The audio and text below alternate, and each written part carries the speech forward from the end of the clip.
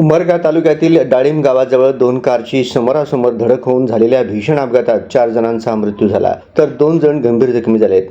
आज मंगळवारी सकाळी 6 वाजेच्या सुमारास झालेल्या या भीषण अपघातात दोन्ही कारचा अक्षरशः चुराडा झालाय। अपघातात मृत्यू झालेले चौघे कर्नाटकातील बीदर जिल्ह्यातील रहिवासी असून जखमी झालेल्या दोघांवर शासकीय रुग्णालयात उपचार सुरू आहेत। बीदर जिल्ह्यातील काशमपूर येथील रहिवासी असलेले तरुण देवदर्शन केल्यानंतर क्रेटा कारने गावी परतत होते। डाळिंब गावाजवळ असताना बाजूच्या रस्त्यावरून विरुद्ध दिशेने जात असलेल्या कार चालक मनुतजीत हनुमंत मसुती वय 29 राहणार रेल्वे लाईन सोलापूर यांच्या कार समोर एक कुत्रा आडवा आला। त्यामुळे त्यांचे कारवरील नियंत्रण सुटले व कार दुभाजकाला धडकून थेट बाजूच्या रस्त्यावर गेली।